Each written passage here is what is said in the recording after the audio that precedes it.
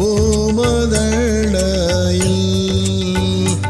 இன்னும் நெருங்கி சேர்வதேயல் ஆவல் பூமியின் இன்னும் நெருங்கி சேர்வதேயல் ஆவல்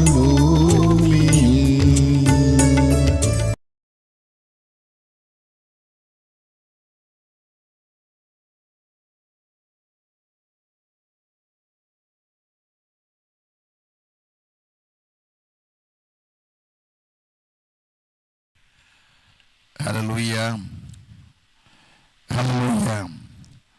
ஆண்டவராகிய இயேசு கிறிஸ்துவினுடைய மீதான நாமத்தில் யாவரையும் வாழ்த்துகிறேன், வரவேற்கிறேன். எத்தனையோ பேருக்கு அந்த பாக்கியத்தையும் கிருபையான வாழ்க்கையை தந்திருக்கிறார். அந்த கிருபைகளுக்காக கடவுளுக்கு நன்றி செலுத்துகிறான். நான் இருப்பதும் நிருபலாமல் இருப்பதும் கர்த்தருடைய பெரிய கிருபை. இந்த கிருபையை நினைத்த நாளில் கூட உங்களை பார்க்க முடியாத கர்த்தர் கொடுத்த பெரிய பாக்கியத்தை நினைத்து கடவுளுக்கு நன்றி செலுத்துகிறேன். கர்த்தர் தம்மை எல்லா நிலையிலும் உங்களை ஆசீர்வதித்து வழிநடத்தி காப்பாராக. ஆமென்.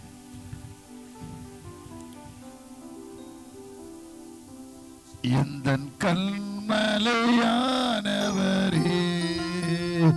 என்னை காக்கும் தெய்வம் நீரே. எந்தன் கல்மலையானவரே, என்னை காக்கும் தெய்வம் நீரே.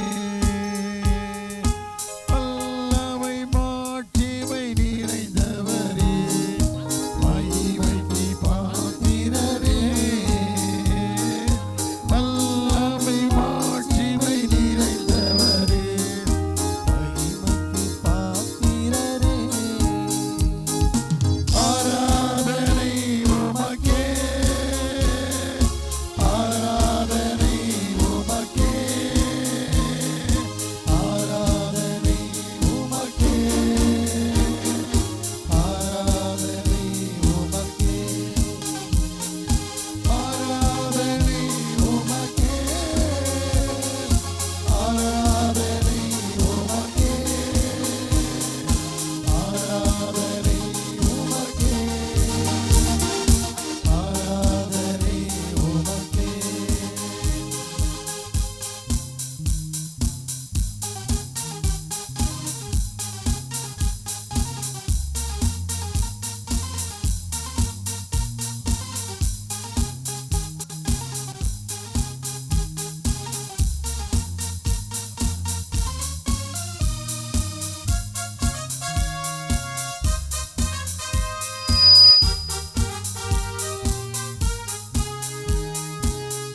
உந்தன் சிறகுகளிலே என்றென்றும் மகிழ செய்தி. உந்தன் சிறகுகளிலே என்றென்றும் மகிழ செய்தி. தூயவரே துணையாளரே, துதிக்கு பாத்திரரே. தூயவரே துணையாளரே, துதிக்கு பாத்திரரே. ஆராதனை உமக்கே, ஆராதனை உமக்கே, ஆராதனை உமக்கே, ஆராதனை உமக்கே. நல்ல தகப்பனே, இந்த மாலை வேளைக்கு சமூகத்தின் நன்றி ராஜா.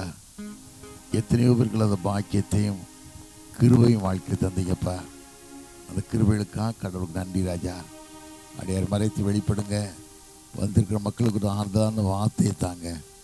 நீங்கள் பேசுங்க, நீங்கள் வழி நடத்துங்க.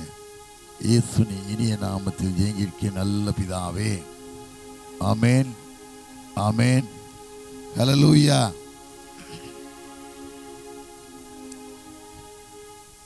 இன்றைக்கு ஒரு புதிய அரசாங்கம் இன்னைக்கு தமிழ்நாட்டில் அமைஞ்சிருக்காங்க. கடவுளுக்கு பிரியமான பிள்ளைகளுக்கு ஆட்சி நடத்தணும், கடவுளை கனம் பண்ணக்கூடிய பிள்ளைகளாக நடத்தணும், சிறுபான்மை மக்களுக்கு ஒரு ஆதரவாக இருக்கணும். அது ஆண்டவர் விரும்புகிற காரியம். யார் யார் இப்படி நடத்தாமல் போகிறாங்களோ ராஜாக்களை மாற்றி ராஜாக்களை தள்ளுற தெய்வம் ஆண்டவர். திட்டப்படி நடத்தட்டும். அதுக்கு ஜெபம் பண்ணுங்க. அது கடைசி காலங்களில் வந்திருக்கோம். நல்ல காலங்கள் இல்லை. மனுஷருக்குள்ள நல்ல எண்ணங்களும் இல்லை. நிறைய மக்கள் தப்பான எண்ணங்கள், தப்பான சிந்தனையோடு வாழ்ந்துக்கிட்டு இருக்காங்க. ஊழியக்காரங்களும் தப்பான முறையில் ஊழியத்தை செய்துக்கிட்டு இருக்காங்க. அதுக்கு நான் கொடுத்த கனம் ஆண்டு எந்த நோக்கத்துக்கு நம்மளை அழைத்தாரோ நோக்கத்தை நிறைவேற்றக்கூடிய மக்களை வாழணும். இதைத்தான் ஆண்டு விரும்புகிறார். உலகத்து ஒரே வாழ்க்கை தான். ஒரு வாழ்க்கையில் ஒன்றும் கொண்டு வந்ததில்லை, கொண்டு போகிறதில்லை.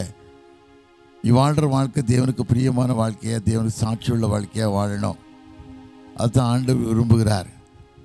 1 ராஜாக்கள் 20ஆம் அதிகாரத்தை வாசிக்கும் போது ஒரு மனுஷன், 21ஆம் அதிகாரத்தை வாசிக்கும் போது மனுஷன் ஏலியான் ஒரு தீர்க்கதரிசி வாழ்ந்த காலத்தில் நேர்மையாக வாழ்ந்தாங்க. யாருக்கும் பயப்படுறதில்லை, யார் காசுக்கும் ஆசைப்படுறதில்லை, யாருக்கும் வித்தியாசமான தீர்ப்பு சொல்கிறதில்லை. வாழ்ந்த காலத்தில் ஆகாப்புன்னு ஒரு ராஜா வாழ்ந்தான். ஆகாப் ராஜா வாழ்ந்த மனுஷனுக்கு ஒரு மனைவி யோசபேல் விக்கிரக ஆராதனை நிறைந்த மகளாய் வாழ்ந்து கொண்டிருந்தாள். தேவனுக்கு பயப்படாத வாழ்க்கையை வாழ்ந்து கொண்டிருந்தாள். அந்த மகள் வாழ்கிற காலத்தில் ஆகாப் ராஜா இஸ்ரேல் தேசத்துக்கெல்லாம் ராஜாவை வாழ்ந்துக்கிட்டு இருக்கான்.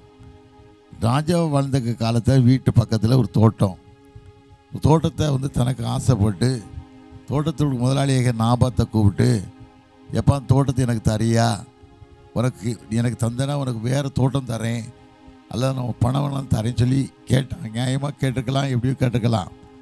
ஆனால் நீதிமானுடைய பாதை எப்பவும் வெளிச்சமாக இருக்கும். ஆண்டு சொல்கிற வார்த்தை, நீதிமாக நீ வாழ்வாய் அப்படின்னா, நீதி உள்ள வாழ்க்கையை வாழ்வாயானா பிள்ளைகள் வாழ்க்கை செழிப்பான வாழ்க்கை இருக்கும். செழிப்பான வாழ்க்கை இருக்குத்தான் ஆண்டு விரும்புகிறார். நிறைய பேர் நீதியாக வாழ்றதில்லை. கிறிஸ்தவன் பேர் வச்சுக்கிட்டவங்க வாழ்கிறோமே ஒழிய, ஆனால் கிறிஸ்தவங்களுக்கு நமக்கு எந்த சம்மந்தம் இல்லாத வாழ்க்கை வாழ்ந்துக்கிட்டு இருக்கோம். நிறைய பேர் வாழ்ந்துக்கிட்டு இருக்காங்க. ஏதோ வளர்ந்தோம் அப்படி தான் நினைக்கிறாங்க ஒழிய, நியாய தீர்ப்புன்னு ஒன்று உண்டு. கடவுளுக்கு கணக்கு மனுஷன் கொடுக்கணுங்கிற எண்ணங்களில் நிறைய பேர் வாழ்கிறது இல்லை. வாயில் என்ன வருதோ அதை பேசிடுறாங்க, நடக்கையில் என்னதோ அதை செஞ்சிடறாங்க. இதுதான் வாழ்க்கை நினைக்காங்க. இது வாழ்க்கை இல்லை.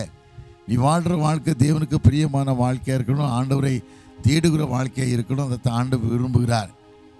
ஆனால் அந்த ராஜா என்ன பண்ணிட்டான், அது இடத்த கேட்டான். வீட்டு பக்கத்தில் இருக்க அந்த இடத்த நான் கீரை கொல்ல ஆக்க முடியும், ஆக்கிடலான்னு நினைக்கேன், எனக்கு தரையா, உனக்கு வேறு தோட்டம் தரேன்னு கேட்டான். தர முடியாதுட்டான். என்ன சொல்லலாம், என் பிதாக்களுடைய சுதந்திரத்தை நான் கொடுக்க முடியாதுன்னு சொல்லிட்டான். கொடுக்க முடியாதுன்னு சொன்ன உடனே ராஜாவுக்கு ரொம்ப வருத்தம். வீட்டுக்கு வராரு, சாப்பிடாம படுத்துடுறாரு. மனைவியாக யோசேபேல் கேட்கா, ராஜாவே இன்னைக்கு சாப்பிடலையான்னு கேட்கா. சாப்பிடலைன்னு சொல்கிறாரு. எதுக்குன்னு கேட்டால், பக்கத்துக்கு நாபாத்து, வீட்டு பக்கத்துக்கு நாபாத்துடைய இடம் ஒன்று இருக்குது, அந்த இடத்துல நான் கேட்டேன், எனக்கு தரமாட்டேன்னு சொல்லிட்டான். அதில் எனக்கு சாப்பிட வேண்டாங்காரு. ஆனால் ஒருவேளை நம்ம மனுஷி என்ன பண்ணியிருக்கிறான்னா, ஒரு ஜெபம் பண்ணக்கூடிய மனுஷியாக தான் ஜெபம் பண்ணியிருக்கலாம். இல்லை ஒரு சமுதாயத்துக்கு ஒரு நல்ல மகளாக இருந்தால் அந்த மனுஷனை கூப்பிட்டு பேசியிருக்கலாம். எப்போ ராஜா தானே தரேங்கிறாரு, ராஜா தானே கேட்குறாரு, உன்னை வேறு தோட்டம் தரேங்கிறார்ல, அது வேணா நீ எடுத்துக்கிட வேண்டியன்னு சொல்லியிருக்கலாம். அவள் ஒரே வார்த்தை சொல்கிறா, மட்டான ரகசியமாக ஒரு பொல்லாத தீர்வு சொல்கிறா. என்ன சொல்கிறா, நீ ராஜா தானே, நீ ராஜாவாக இருக்க ஏன் வருத்தப்படுற, நீ படுத்துக்கோ, தோட்டத்தை நான் உனக்கு தர்றேன் அப்படின்னு சொல்கிறா. அப்போ மாதிரி இவன் கேட்டிருக்கணும், எப்படி தர முடியும், அவனே தர முடியான்னு சொல்லிட்டான்னு எப்படி தர முடியும்னு சொல்லி கேட்டுருக்கலாம். கேட்கலை. ஆனால் ராஜா சாப்பிட்டு வீட்டில் ரெஸ்ட் எடுத்துருக்கலாம்.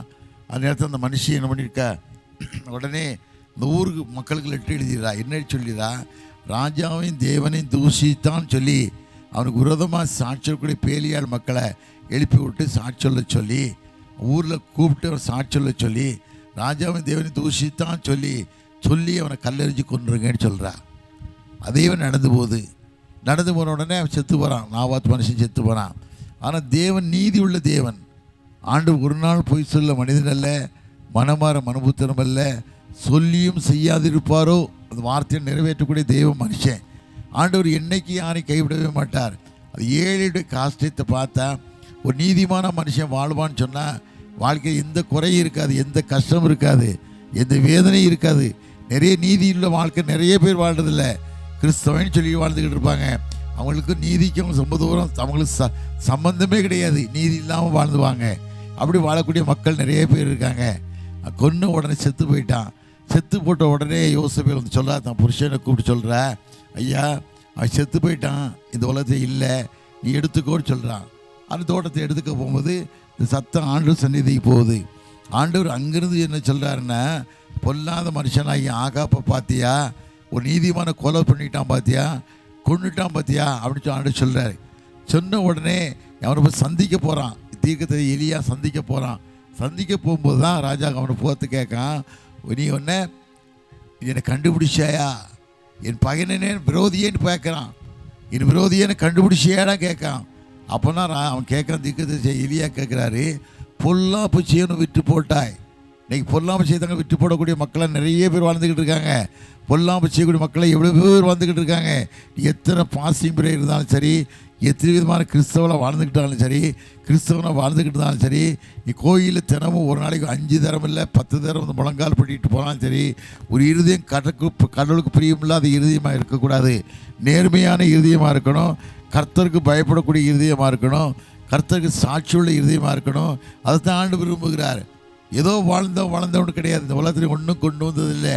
நீ கடந்து போகுது ஒன்றும் எடுத்துகிட்டு போக போகிறதில்லை. ஒரு வாழ்க்கை கொஞ்ச நாள் வாழ்க்கை தான். அந்த கொஞ்ச நாள் வாழ்க்கையும் தேவனுக்கு பிரியமான வாழ்க்கை நீ வாழலை அப்படி சொன்னால் வாழவே முடியாது. குடும்பங்கள் ஆசீர்வதிக்கப்பட முடியாது. குடும்பங்கள் சந்தோஷமாக இருக்க முடியாது. பிள்ளைகள் வாழ செழிப்பாக இருக்க முடியாது. என்ன காரியத்தை செய்தாயோ அதான் வாழ்க்கையில் நடக்கும். எந்த தப்பு செய்யறதோ அந்த பிள்ளைகள் செய்யும். அதே தவறு தான். சென்னையில் கொஞ்ச நாளுக்கு முன்பால ஒரு தகப்பன் வந்து தவறான வாழ்க்கை வாழ்ந்தார். தவறான வாழ்க்கை வாழ்ந்து, கிறிஸ்தவங்க தான், தவறான வாழ்க்கை வாழ்ந்து தவறாக வாழ்ந்துக்கிட்டு இருந்தார்.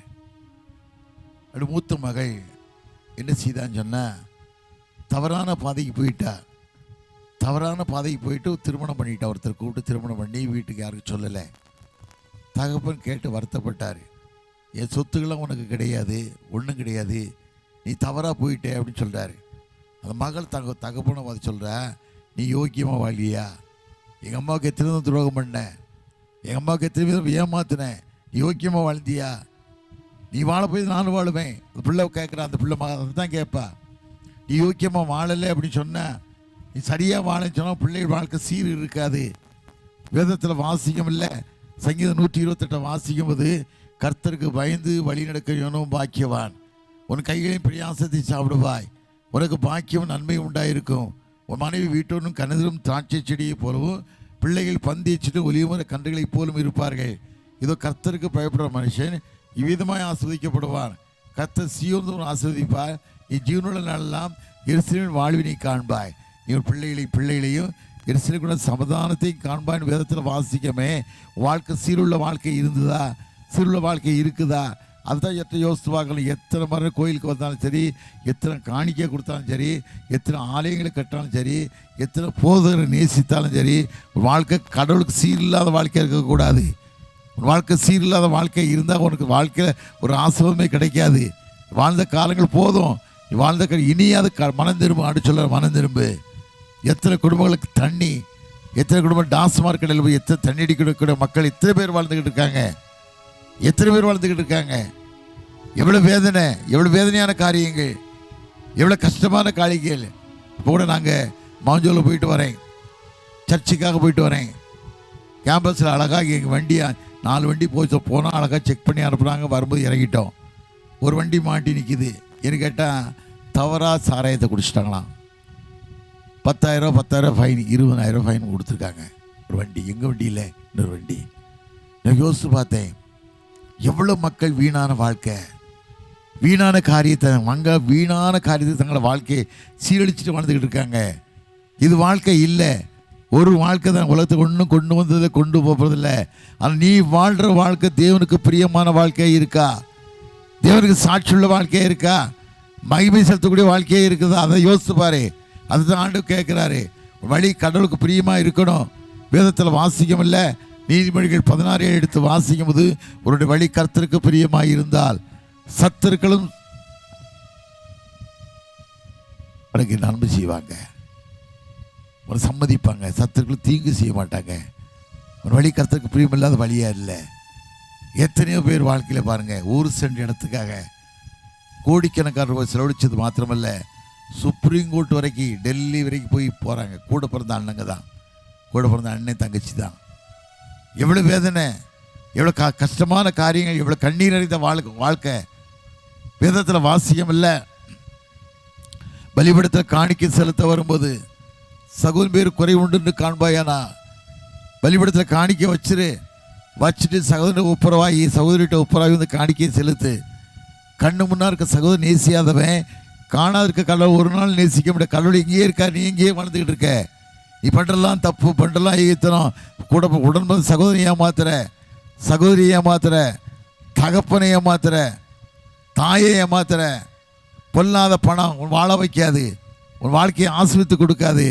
நீ வாழ்கிற வாழ்க்கை தேவனுக்கு பிரியமில்லாத வாழ்க்கை வாழ்ந்தா எந்த பணம் உன்னை வாழ வைக்காது. உன் வாழ்க்கை கடவுளுக்கு பிரியமில்லாத வாழ்க்கை வாழ்ந்தா உன் இருதயம் ஒரு நாள் சந்தோஷப்படாது. பொல்லாத நினைவோடு தான் இருதயம் வாழ்ந்துக்கிட்டு இருக்கோம். அதனால் நீ வாழ்கிற வாழ்க்கை ஒரு வாழ்க்கை தேவனுக்கு பிரியமான வாழ்க்கை வாழணும். நிறைய பேர் வாழ்றதில்லை ஐயா, அது நிறைய பேர் வாழ்றதில்லை. எத்தனையோ கிறிஸ்தவ கல்யாணங்கள் 95% கிறிஸ்தவ கல்யாணம் டைவர்ஸ் ஆகுது. 95% காரணம் கேட்டால் சீரில்லாத வாழ்க்கை, அமைப்பில்லாத வாழ்க்கை. திருமணம் ஒப்புரம் ஆன உடனே அந்த பெண்ணும் மாப்பிள்ளையும் ஜெபம் பண்ணுறதில்லை. ஆண்டு சமூகத்தில் சந்நிதி நிற்கிறதில்லை. ஆண்டவரே எனக்கு நல்ல கணவனை தாரீங்க, எனக்கு நல்ல மணமகளை தாரீங்க, உமக்கு பிரியமான பிள்ளைகளாக இருப்பாங்களா, பிரியமான மகளாக இருப்பாளா, எனக்கு கணவர் பிரியமாக இருப்பாரா, உண்மை நேசிக்கூடிய மகனாக இருப்பான். ஜோமக்கூடிய பிள்ளைகள் இருக்காங்க, ஜெபம் பண்ணுறது இல்லை. டெலிஃபோனை போட்டு செல்ஃபோனை போட்டு ஃபுல்லாக காலமெல்லாம் செல்ஃபோனை போட்டு தான் பேசுகிறாங்க ஒழிய தேவ சமூகத்தில் உட்காந்து ஜெபிக்கக்கூடிய பிள்ளைகள் இல்லை. இது ஆண்டவர் விரும்பல ஐயா. ஒரு வாழ்க்கை தேவனுக்கு பிரியமான வாழ்க்கையை வாழ்ந்துவார். தேவனுக்கு சாட்சியுள்ள வாழ்க்கையை நீ வாழ்ந்துவார். அது மாத்திரமல்ல, அந்த உலகத்தில் நீ வாழ்கிற கொஞ்ச நாள் கூட அநேக மக்களை சந்தோஷப்படுத்தக்கூடிய மகனாக வாழு, சந்தோஷப்படுத்தக்கூடிய மகளாக வாழு. அப்போ தான் கர்த்தவனை ஆஸ்வதிக்கப்பட முடியும். ஏதோ வளர்ந்தோம்னு நினைக்கக்கூடாது.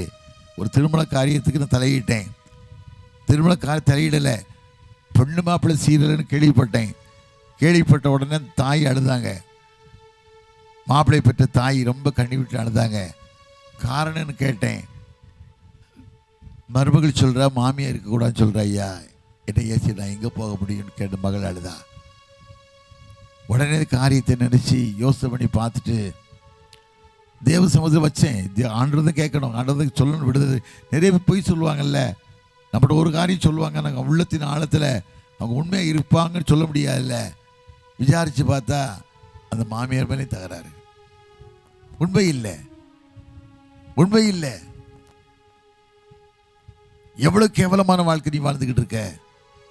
வீட்டுக்கு வந்து மருமகளை வாழ விடு, வாழ வை. ஒவ்வொன்று தேடி வந்திருக்காங்க. அந்த மகள் அந்த மகளேன்னு நேசி வாழ்வாயான குடும்பம் எப்படி கட்டப்படும், எப்படி ஆஸ்வதிக்கப்பட முடியும்? ஏதோ வந்தா அடுத்த வீட்டுக்கு வந்தா எவ்வளோ வாழ்கிற வாழ்க்கை. அவங்க கேட்குறாங்க ஈட்டி மரத்தில் கட்டில் பண்ணுறாங்களா, ஈட்டி மரத்தை கட்டில் பண்ணால் 3 லட்ச ரூபா ஆகணுமா அந்த கட்டிலுக்கு. என் வீட்டில் போய் ஈட்டி மரத்தில் படுத்தா தான் அங்கே தூக்கம் வருமா? மற்ற மரத்தில் படுத்தா தூக்கம் வராதா? நிறைய பேர் யோசிக்கதில்லை. ஏதோ வாழ்க்கை, ஏதோ நிர்பந்தமான வாழ்க்கை வாழ்ந்துக்கிட்டு இருக்காத. அது வாழ்க்கை இல்லை. ஒரு வாழ்க்கை கூட தேவனுக்கு பிரியமான மகளாய் இப்படி வாழணுங்கிறது ஆண்டவர் விரும்புகிறார். சாட்சி உள்ள வாழ்க்கையை விரும்பணும்னு ஆண்டவர் விரும்புகிறார். நிறைய பேர் வாழ்கிற வாழ்க்கை அதுதான். யோசிக்க இல்லாத வாழ்க்கை வாழ்றீங்க, அது வாழ்க்கை இல்லை. அந்த ஒரு வாழ்க்கை தேவனுக்கு பிரியமான வாழ்க்கை. உன் வழிகளிலெல்லாம் உன்னை தூதர்கள் காத்திடுவார், இடராதபடி தங்கள் கரங்களில் ஏந்திடுவார். உன் பாவங்களில் இடராதபடி தங்கள் கரங்களில் ஏந்திடுவார். அவர் சேட்டையின் கீழடை கலம் புகவே தம் சிறகுகளால் மூடுவார். அவர் சட்டையின் கீழடை கலம் புகவே தம் சிறகுகளால்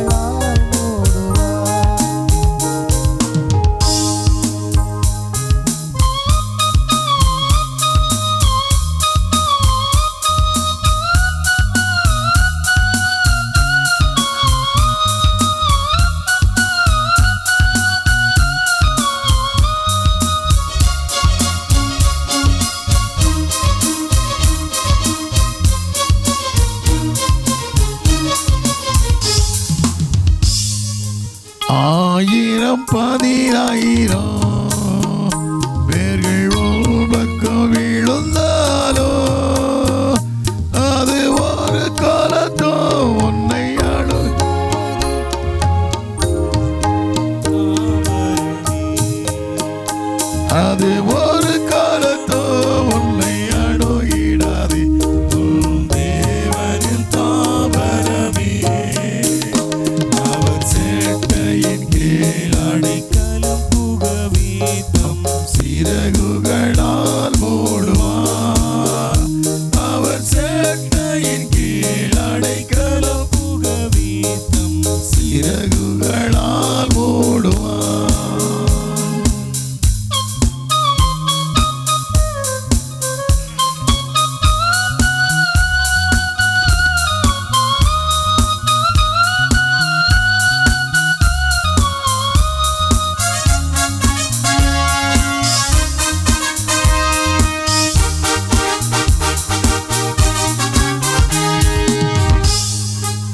இரவின் பயங்கரத்துக்கும் பகலில் பறக்கும் அம்புக்கும் இருளில் நடமாடும் கொள்ளை நோய்க்கும் நான் பயப்படவே மாட்டேன். இருளில் நடமாடும் கொள்ளை நோய்க்கும் நான் பயப்படவே மாட்டேன். அவர் சேட்டையின் கீழ் அடைக்கலம் புகவே தம் சிறகுகளால் மூடுவார். அவர் சேட்டையின் கீழ் அடைக்கலம் புகவே தம் சிறகுகளால் மூடுவார். உன்னதமானவரின்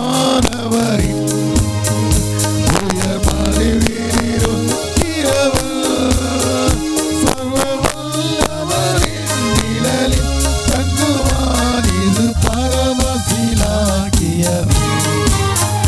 சர்வ வல்லவரின் நிழலில் தங்குவார். இது பரமசிலாக்கியமே, அவர் சேட்டையின் கீழ் அடைக்கலம் புகவே தம் சிறகுகளால் மூடுவார்.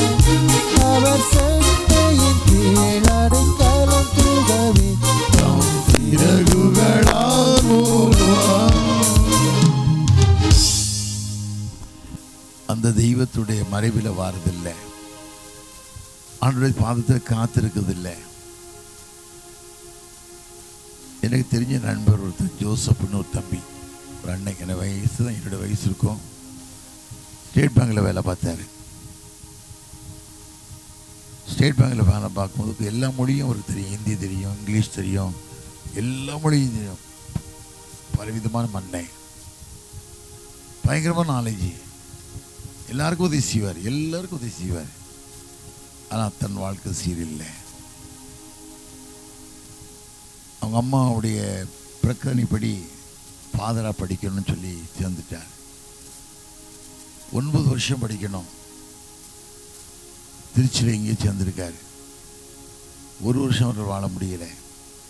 காம்போட ஏறி குதிச்சு ஓடிட்டார் வெளியே. போய் மிலிட்ரிக்கு போய் சேர்ந்துட்டார். மிலிட்ரி போய் சேர்ந்த உடனே பயங்கரமான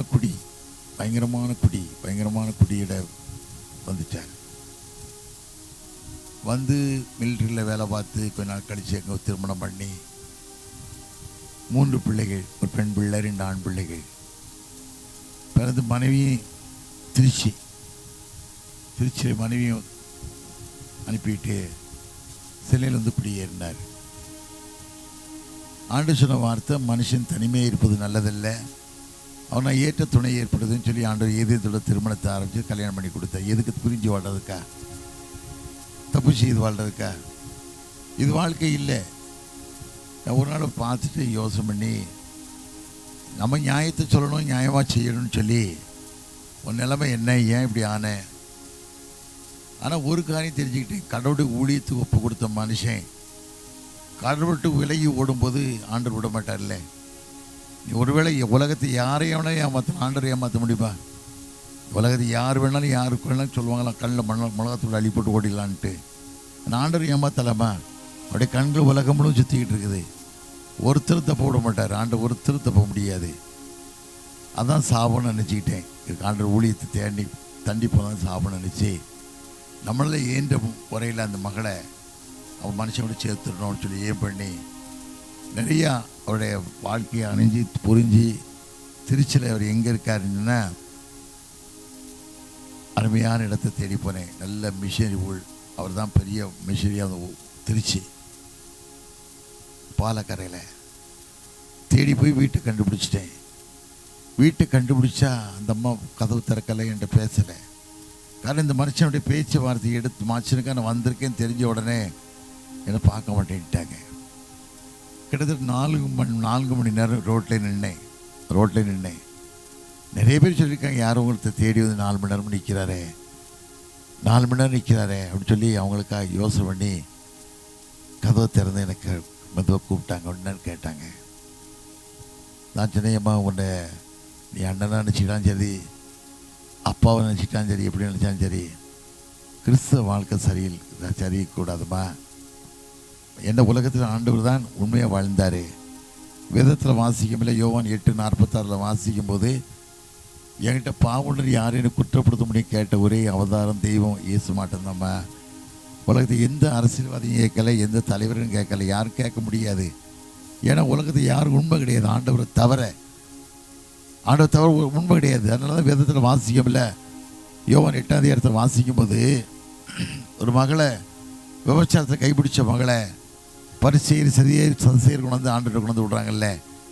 ஆண்டவர் கொண்டு விட்டு என்ன சொல்கிறாங்க, மோசையும் தீர்க்கத்தை சொல்லியிருக்காங்க, விபச்சாரத்தை கைமைப்பாக பிடிக்கப்பட்டா இவ்வளோ கல்லறிஞ்சு கொள்ளணும்னு சொல்கிறாங்க. நீங்கள் என்ன சொல்கிறீங்கன்னு ஆண்டவர் கொண்டு விட்றாங்க. ஆண்டோட வாயில் என்ன பிறக்கும், ஆண்டு வாயில் வாய்ந்து என்ன கிடைக்குங்கிறதுக்கு பார்க்க விட்றாங்க. இவங்க சொல்லி கொண்டு விட்டுக்கிட்டே இருக்காங்க. ஆண்டவர் வாட்டில் தரையில் உட்காந்து எழுதிக்கிட்டே இருக்கார்.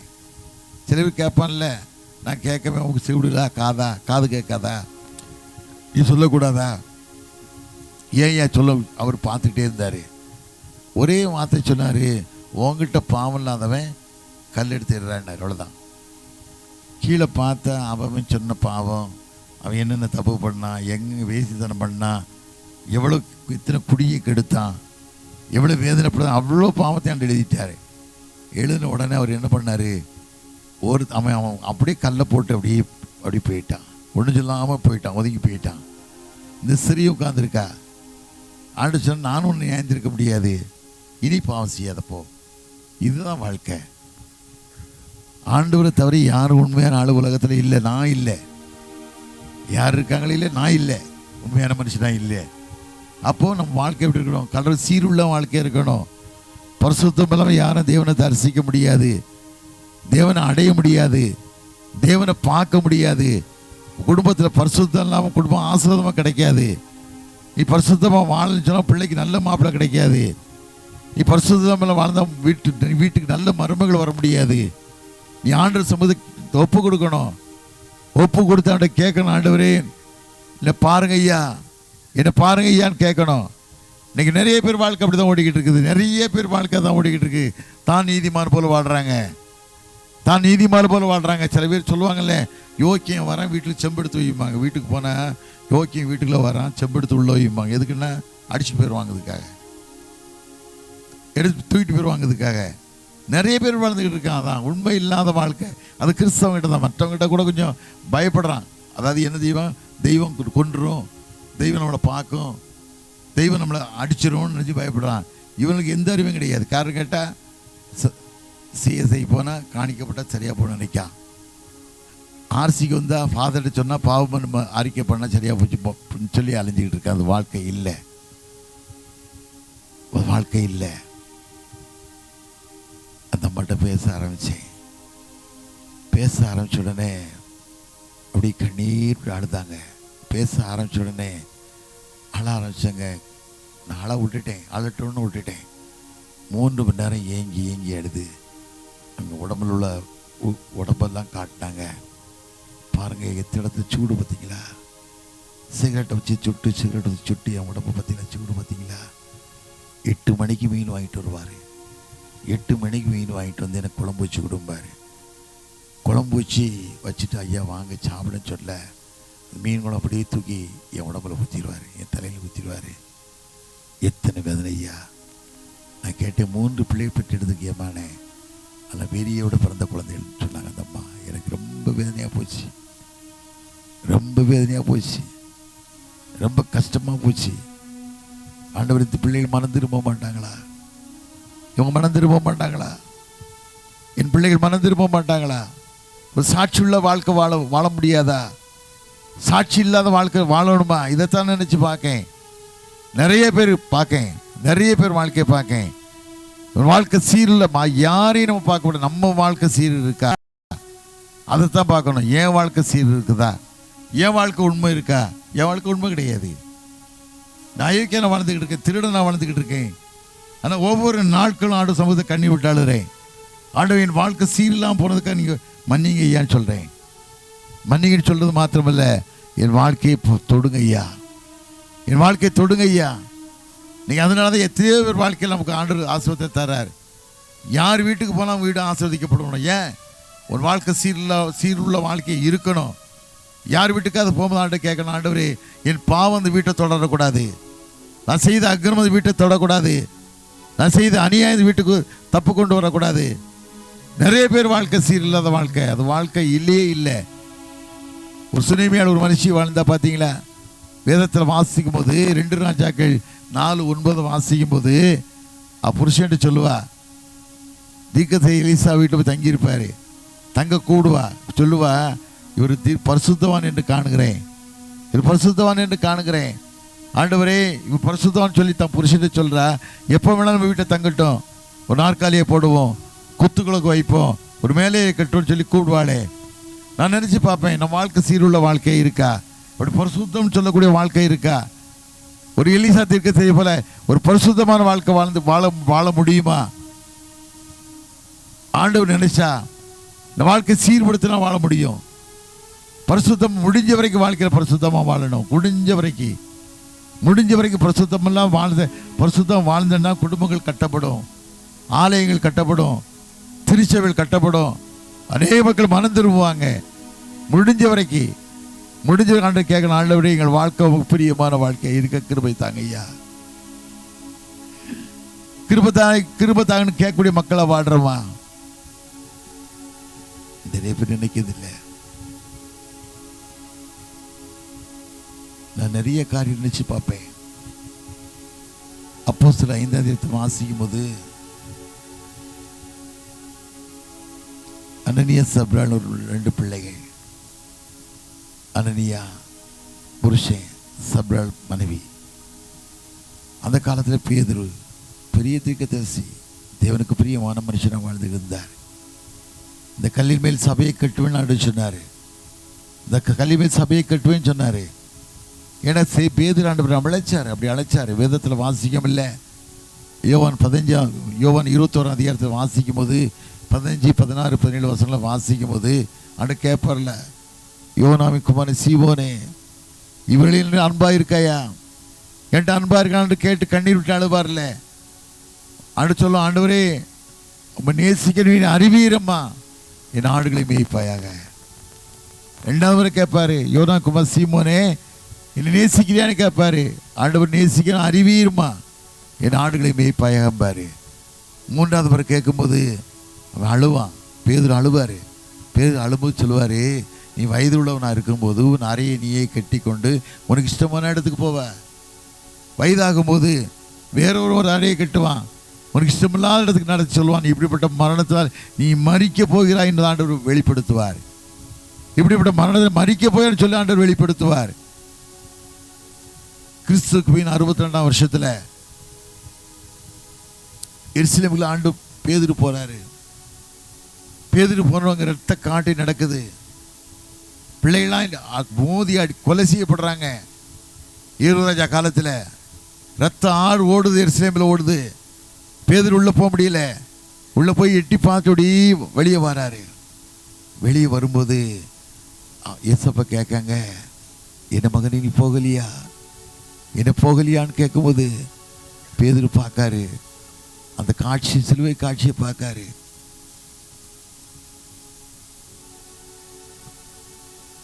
அன்னைக்கும் கரங்களிலே ஆடிகளா சாமி, அன்னைக்கும் கரங்களிலே ஆடிகளா சாமி, நினைத்து பார்க்கையிலே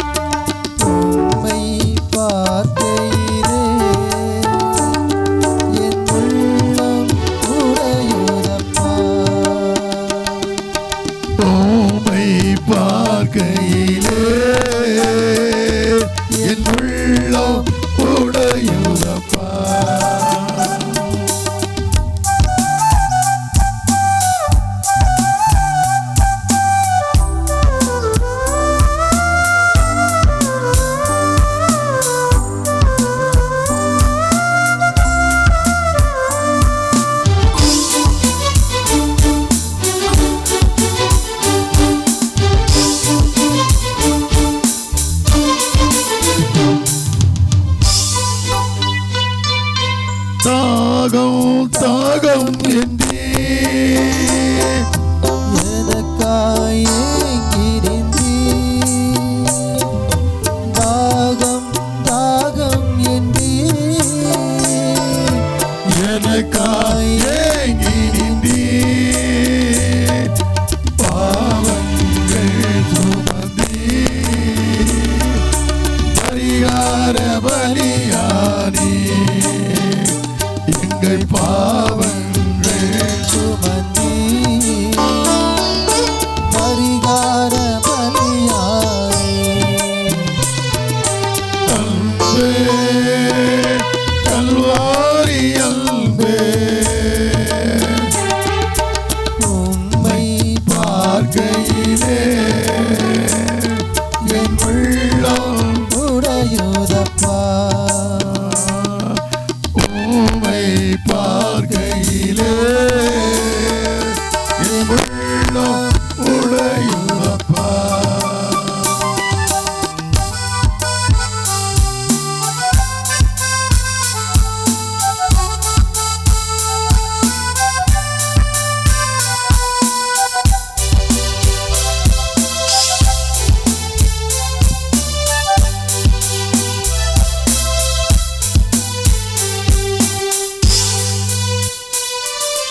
காயங்கள் பார்க்கின்றே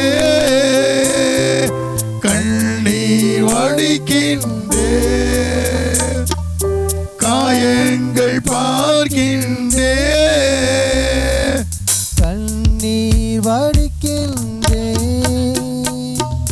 தூய திருரத்தமே துடிக்கும் தாய் உள்ளமே. தூய திருரத்தமே துடிக்கும் தாய் உள்ளமே. அன்பே கல்வாரி அன்பே உம்மை பார்க்கையிலே என் உள்ளம் உடையுதப்பா உம்மை பார்க்கையிலே என் உள்ளம் உடையுதப்பா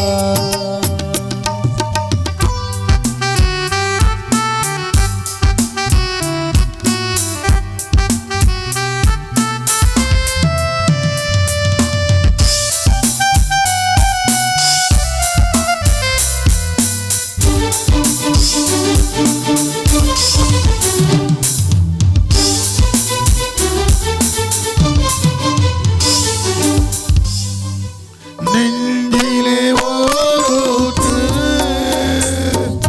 நதியாய் பாயுதையா. நெஞ்சிலே ஓரூற்று நதியாய் பாயுதையா. மனிதர்கள் மூழ்கணுமே மறுரூபமாகணுமே. எல்லா மனிதர்கள் போகணுமே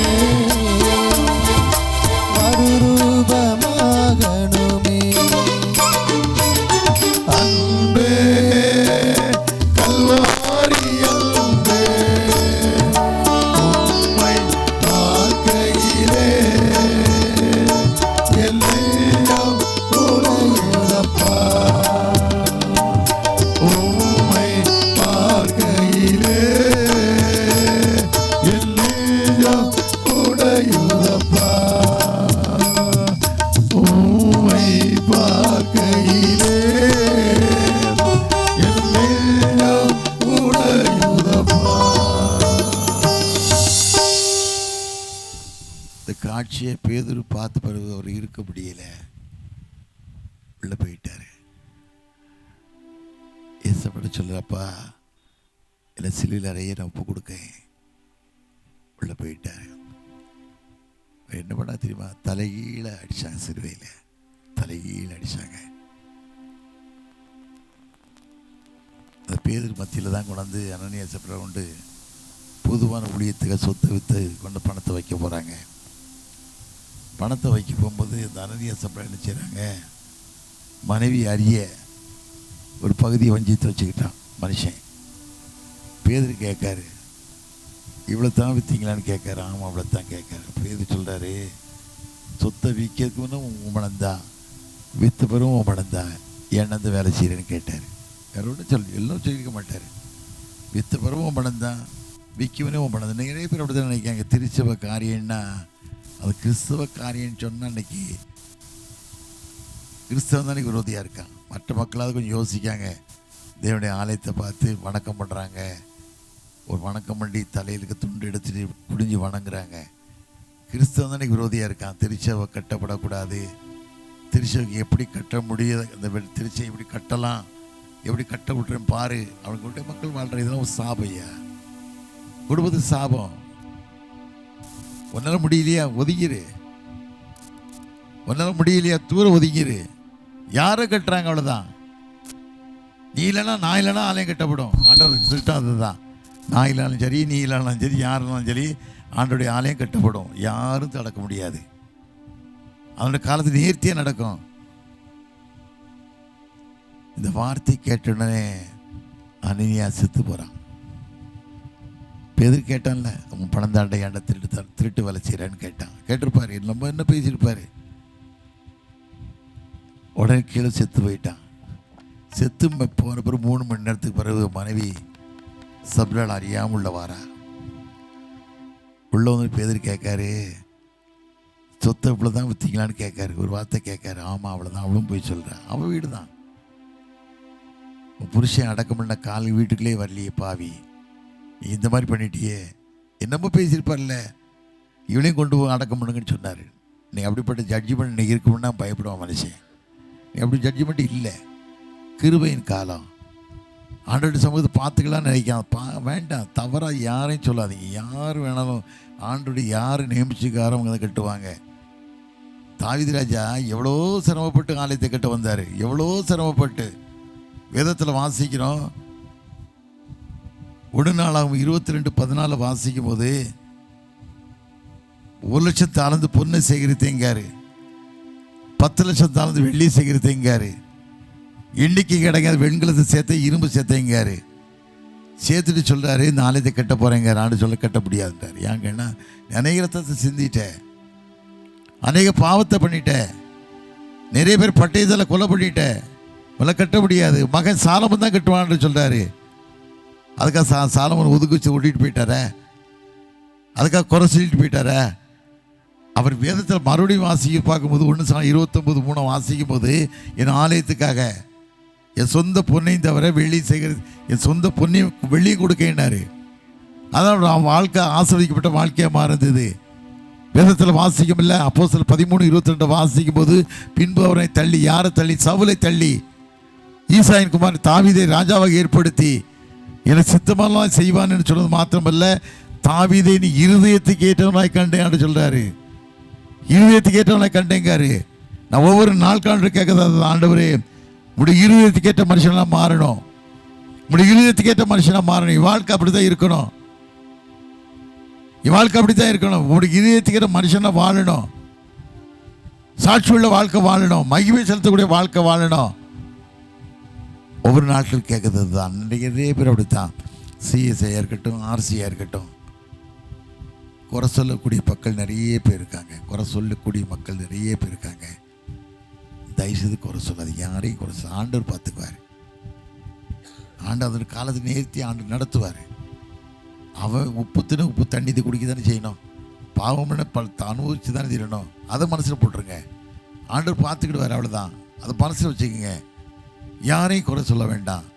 அவன் நடக்க வேண்டிய பாதை நான் நேர்த்தியாக நடத்துவார். இதைத்தான் நம்ம விரும்பி கடவுள் சாட்சியுள்ள வாழ்க்கை வாழணும், மகிமை செலுத்தக்கூடிய வாழ்க்கை வாழணும். ஏதோ வளர்ந்தோம் நினைக்கக்கூடாது. நான் அதைத்தான் நினைக்கிறேன். காரணம் கேட்டால், சோத்துக்கவே இல்லாமல் வாழ்ந்த மனுஷன், சாப்பாட்டுக்கே வாழாத மனுஷன், சாப்பாட்டுக்கு ஒன்றும் இல்லாமல் இருந்த மனுஷன், ஆனால் இன்றைக்கி என்ன உயர்த்திருக்காருன்னு சொன்னால் கடவுள் சாட்சியாக வாழ போய்த்தான், மகிமையாக வாழ போய்த்தான். அப்படிப்பட்ட வாழ்க்கையை நம்ம ஒப்பு கொடுக்கணும். தேவனுக்கு பிரியமான வாழ்க்கை வாழணும்.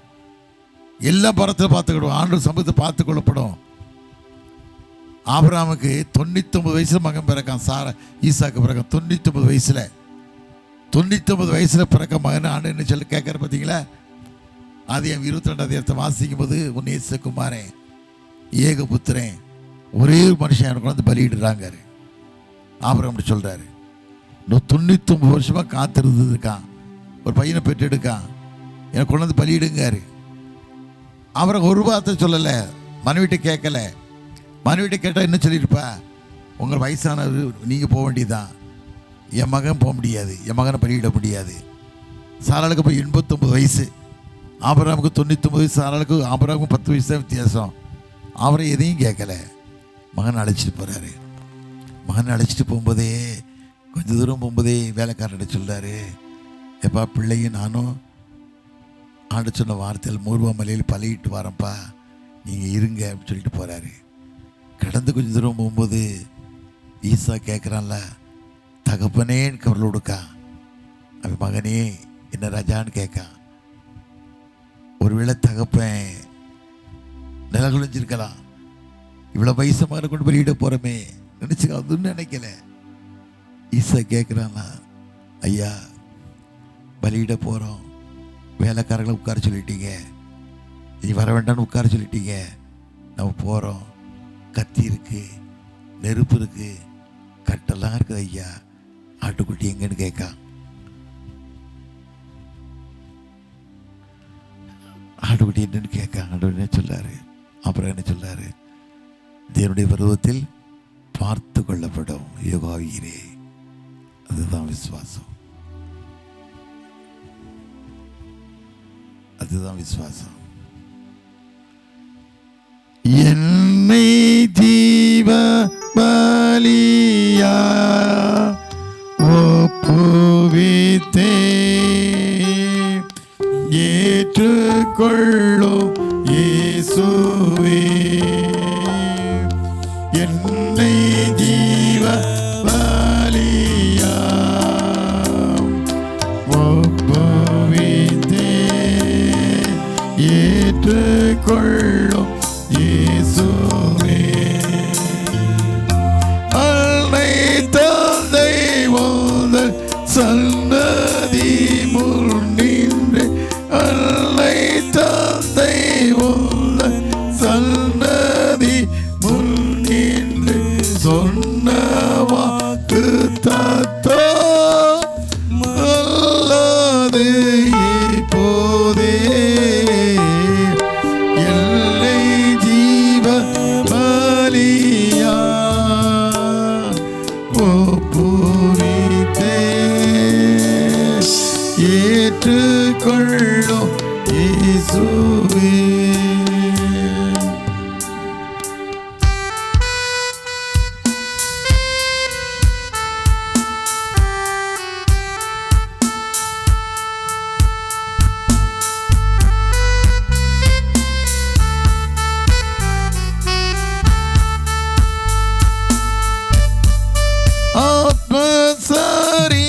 ஆத்மசரீரமாய்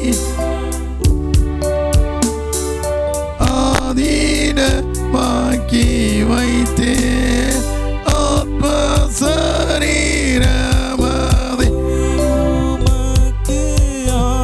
ஆதீனமாக்கி வைத்தேன், பாத்திரமதாய்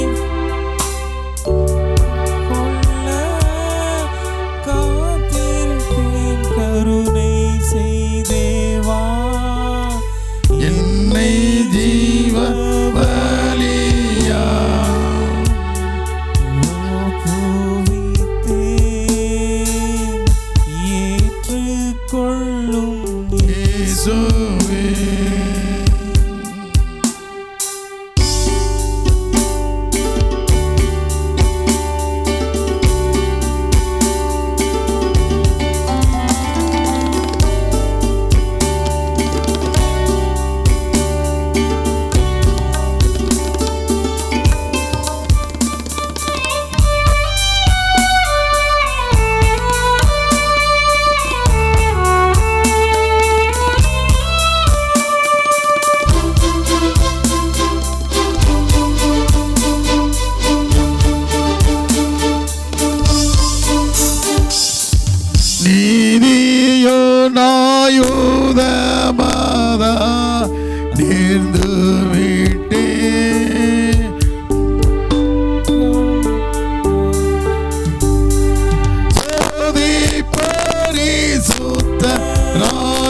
ஆலயமாகவே ஜோதி பரிசுத்த ஆலயமாகவே சேர்ந்து விட்டு எந்தன் சரீரத்தை என்னை ஜீவ பலியாய்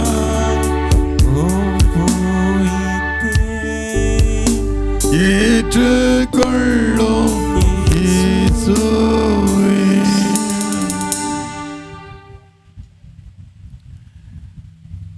அந்த விசுவாச வாழ்க்கை நமக்கு வேணும். விசுவாசமான வாழ்க்கை. இந்த மாஞ்சிலிருந்து வரும்போதே என் மகா சொன்னா, சின்ன மகா சொன்னா, உங்களுக்கு பாட முடியல, பேச முடியல, உங்கள் வயசுக்கு தந்த ரெஸ்ட் நீங்கள் கொடுக்கறதில்ல, கொஞ்சம் தயவுசெய்து ரெஸ்ட் எடுங்கப்பா, நீங்கள் போக வேண்டாம், எங்கேயும் நீங்கள் கூட வாங்கண்ணா. நான் நினச்சேன், எவ்வளோ நாளைக்கு வாழ போகிறோம், எவ்வளோ நாளைக்கு வாழ போகிறோம், ஓடுற வரைக்கும் நம்ம ஓட்டத்தை கடவுள் பிரியமாக ஓடிடுவோம், ஆண்டு நடத்துவார். அந்த பாரத்தில் வந்தேன். தம்பி ராபின்சன் வீட்டுக்கு போனேன். அருமையான காபி கொடுத்தாங்க, வெங்காயம் கொடுத்தாங்க, மிளகு கொடுத்தாங்க, தொண்டை திறக்கப்படுறதுக்காக, எப்படியா திறக்கணுங்கிறதுக்காக தான். அதுக்குள்ளே யாரோ ஒருத்தர் போன் விட்டாங்க, ராபு ஃபாதர் வீட்டுக்கு போகாதீங்க, நீங்கள் வாங்க, உங்களை யார் போய் சொல்கிறா. அதையும் செய்யலை. ஓட்டம் தேவனுக்கு ஒரே ஓட்டம் தான்.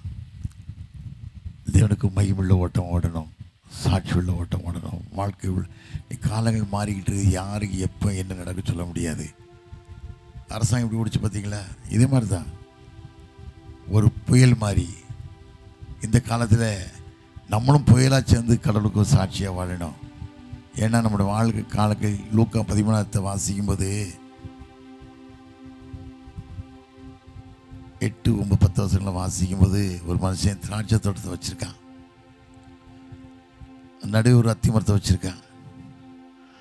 வீட்டு ஜமான் சொல்கிறான் தோட்டக்காரனை கூப்பிட்டேப்பா, அந்த நடுவே இருக்க அத்தி மரத்தை வெட்டி போடுறாங்க.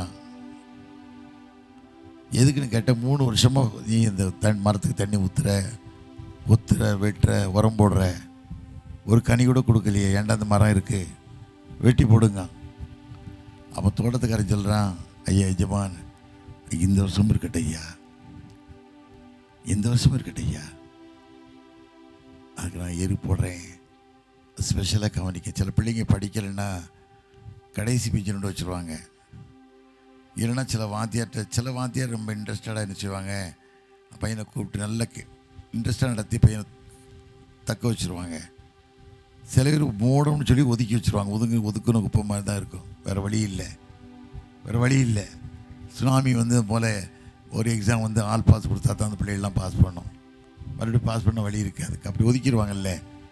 ஆனால் ஆண்டவரோட விரும்பலை. அது சொல்கிறேன், எந்த வருஷமும் இருக்கட்டும், ஒத்தியிரு போட்டு அதுக்கு வேண்டி தண்ணி பாய்ச்சலாம். கனி கொடுத்தா பரவாயில்ல, கனி கொடுக்கலாம், வெட்டி போடலாம் சொல்கிறான். அப்போ ஆண்டவனை எத்தனை வருஷம் பாதுகாத்து வர்றார். 1 வருஷம் இல்லை, ஆண்டு 3 வருஷம் வச்சுருக்கேன், பலன் கொடுக்கல சொன்னேன். நான் எத்தனை வருஷமே பலன் கொடுக்காம இருக்கேன், கடவுளுக்கு பலன் கொடுக்காம இருக்கேன். எத்தனை வருஷமாக பலன் கொடுக்காம வாழ்ந்துக்கிட்டு இருக்கேன். அது வாழ்க்கை இல்லை, ஒரு வாழ்க்கை தான். தேவனுக்கு பிரியப்படுத்த வாழ்க்கை, பிரியமான வாழ்க்கை வாழ ஆண்டு கேளு, மனம் திரும்பி கேளு. ஆண்டவருடைய மனமும் இறங்குங்க ஐயா, மனம் இறங்கும் ஐயா.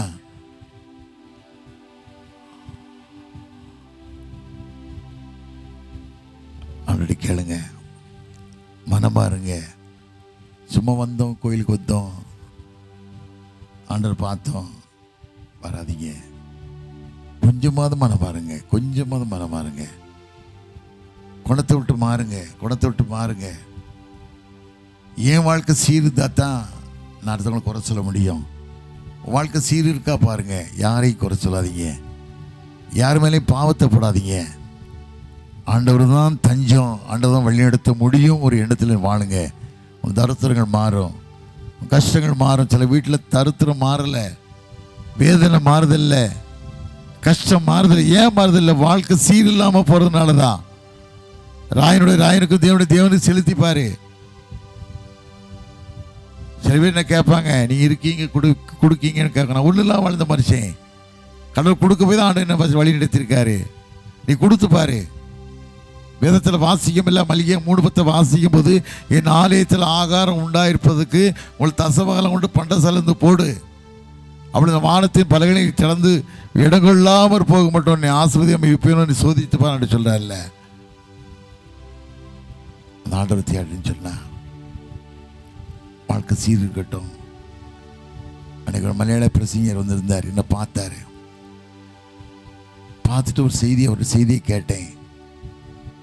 அவர் சொன்னார், ஒரு நாளைக்கு 15 நிமிஷமாவது நெடுமுழங்கால் நில்லுங்க ஐயா, 15 நிமிஷமாவது நெடுமுழங்கால் நில்லுங்க. வேதத்தில் வாசிக்கும் இல்லை, சங்கீதம் 34:5 வாசிக்கும் போது அவரை நோக்கி பார்த்து முகங்கள் பிரகாசம் அடைந்தன, வெட்கப்பட்டு போனதில்லை. நீ அவருக்கு போரு. நீ சில பேர் முழங்காலே போடுறதில்லை, பைபிளும் தொடுறதில்லை. சும்மா வருவாங்க, இப்படி நெத்தியில் இப்படி சிலையை போடுவாங்க, கையை வைப்பாங்க, உட்காந்துக்குவாங்க. அது வாழ்க்கைன்ட்டு தேவசம காத்திருந்து கேளு. கண்ணி விட்டு அழுது ஆண்டவர் அந்த கெத்செமனே தோட்டத்தை கண்ணி விட்டு அழுதார்ல, வேர்வெல்லாம் ரத்தத்தின் பெருந்தில் தரையில் விழுந்ததில்லை. ஆண்டு கேட்டார்ல, ஆண்டவர் இது பாத்திரனை விட்டு நீங்க கூட நீங்கும்படி செய்யும், ஆனால் என்னுடைய சித்தத்தின்படி இல்லை, ஒரு சித்தப்படி ஆகப்பட ஆண்டுகிட்ட ஒப்பு கொடுத்தார்ல. அதை ஒப்பு கொடுக்க வாழ்க்கையை நீ வாழ்ந்து பாரு, தேவனோடு வாழ்ந்து பாரு. உங்கள் வாழ்க்கை எப்படி ஆஸ்வதிக்கப்படுறது பாரு, அதை மட்டும் பாருங்க. வாழ்க்கை சீர்தூக்கி பாருங்க, உங்கள் தருத்திரங்கள் மாறட்டும். இன்னைக்கு 4 கிறிஸ்தவங்க ஒரு ஊரில் ஜெபம் பண்ணா போதையா, அந்த கிராமமே ரட்சிக்கப்படும். நீங்கள் அன்பாசந்த பகுதியில் வீக்கப்புறம் பகுதியில் ஒரு சபை கடவுளுக்கு முழுவதும் ஒப்பு கொடுத்து வாழ்ந்தாங்கன்னா விக்கிர சிங்கருமே தேவனுக்கு மகிமுள்ள சிகரமாக மாறும். இன்னைக்கு அப்படி வாழ்றதில்லை.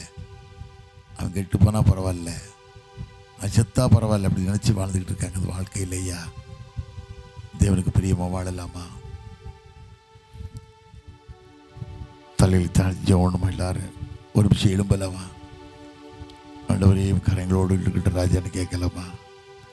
உங்கள் வியாங்களை பாருங்க, உங்கள் கஷ்டங்களை பாருங்க, அவங்களோட கேளுங்க. ஏன் கஷ்டம் அவங்க வீட்டில், ஏன் தருத்துறோம் வீட்டில், தீராத தொல்லை ஏன், மனபாரம் ஏன், வாழ்க்கை சீரில்லாத வாழ்க்கைனால தான். ஆண்டவரே என் வாழ்க்கையை சீர்படுத்தி தாங்கப்பா, சீர்படுத்தி தாங்கப்பா. என் சரியது ஏன் நோய், என் சரியது ஏன் வியாதி.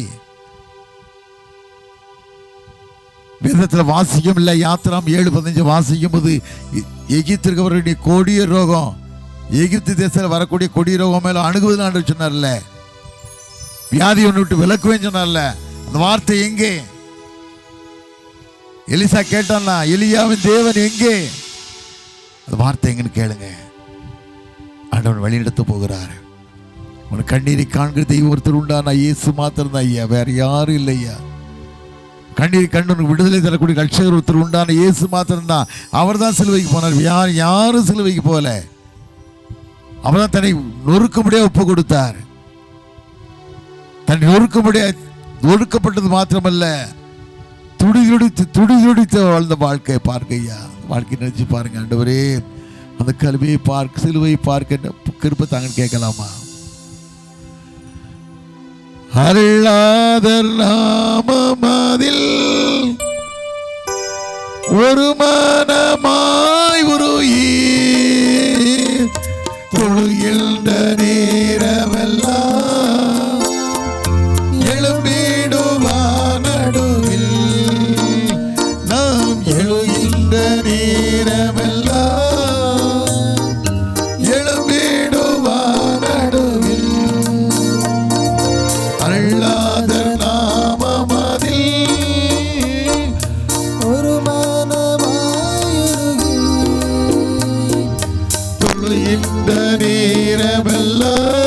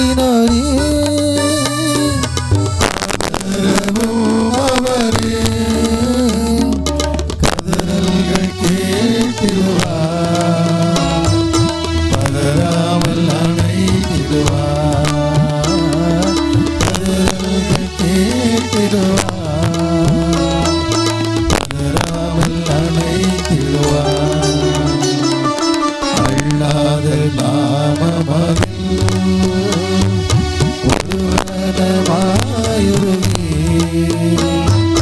தொழுகின்ற நேரமெல்லாம் எழும்பிடுவார் நடுவில்.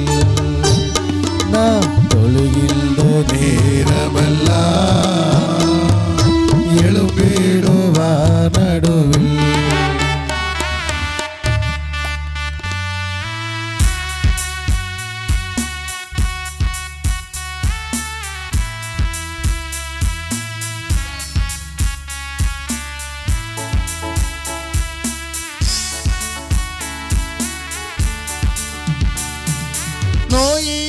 நோயினலோந்தவரை தாயன்பால் அடைப்பவரே, நோயினலோந்தவரை தாயன்பால் அடைப்பவரே, பரிகாரி நானேப்பா பட்சமாய் தாங்கிடுவார். பரிகாரி நானேப்பா பட்சமாய் தாங்கிடுவார். அருளாத நாமமது ஒரு மனமாயுருகி தொழுகின்ற நேரமெல்லாம் எழும்பிடுவார் நடுவில். நாம் தொழுகின்ற நேரமெல்லாம் எழும்பிடுவார் நடுவில்.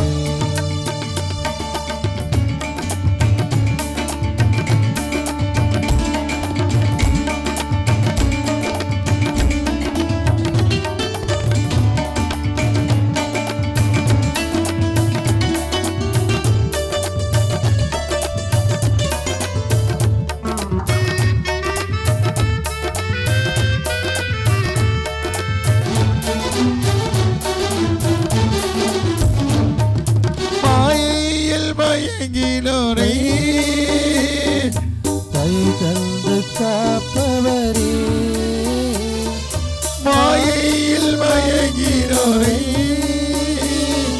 கை தந்து காப்பவரே, தூயாவிடுவார் தூயனாய் மாற்றிடுவார். தூயாவிடுவார் தூயனாய் மாற்றிடுவார். அல்லாத நாமமதில் ஒரு மனமாயுருகி தொழுகின்ற நேரமெல்லாம் எழும்பிடுவார் நடுவில். நாம் தொழுகின்ற நேரமெல்லாம் எழும்பிடுவார் நடுவில். நாம் தொழுகின்ற நேரமெல்லாம் எழும்பிடுவார் நடுவில். நல்ல தகப்பனே, இந்த மாலை குளிர்ச்சியான நேரத்துக்கு நன்றி ராஜா. 4000 ஆண்டுகளுக்கு முன்பாக உருவாக்கின ஏதேன் தோட்டத்தில் ஆண்டவரே, உருவாக்கின மனுஷனாய் ஆதாமே தேடி வந்தீரப்பா. ஆதாமே நீ எங்கே இருக்கிறாய் கேட்டீங்கப்பா. எடு தேடி வந்த தெய்வம் அல்லவா. அறிந்து எங்களை தேற்றிக் கொள்ள கிருபை தாங்க. இந்த மக்களை பலப்படுத்தி பாதுகாத்துக் கொள்ளுங்கப்பா. கிருபையின் கரம் கூட இருக்கட்டும். வேதனையோடு வாழ்ப்பிள்ளை வாழ்க்கையில் விடுதலை கொடுத்து அனுப்புங்க. மனபாரத்தோடு வாழ்ப்பிள்ளை வாழ்க்கையில் விடுதலை கொடுத்து அனுப்புங்க. கற்பத்தின் கனி இல்லாமல் தவிக்கக்கூடிய குடும்பத்துக்கு ஆண்டவரே, யூட்ரஸ் எல்லாம் மாற்றுறது மாத்திரமல்ல, ஒரு கற்பத்தின் கொடியை கொடுத்து அந்த குடும்பத்தை கட்டுங்கப்பா. குடும்பத்தை கட்டுங்க. பொல்லாத பிசாசு எத்தனையோ குடும்பத்துக்கு விரோதமாக எத்தனை விதமான காரியங்களை கொண்டு வந்தாலும் எல்லாத்தையும் இல்பொருளாக்கி கொடுங்க. என் ஃபாதரை பலப்படுத்துங்க. கரத்தை வலுப்படுத்துங்கப்பா. தவறுகள் இருக்கலாம், மன்னிங்க, பாதுகாத்து கொள்ளுங்க. பிரியமான வாழ்க்கையை வாழ கிருபைத்தாங்க. ஒவ்வொரு பிள்ளைகளையும் ஆஸ்வதிங்க, பலப்படுத்துங்க. அடியானை மறைத்து வெளிப்பட்டீங்கப்பா. குறைகள் இருக்கலாம், மன்னித்து காத்துக்கொள்ளுங்க. இயேசுவின் இனிய நாமத்தில் ஜெயங்கி இருக்கிறேன் நல்ல பிதாவே.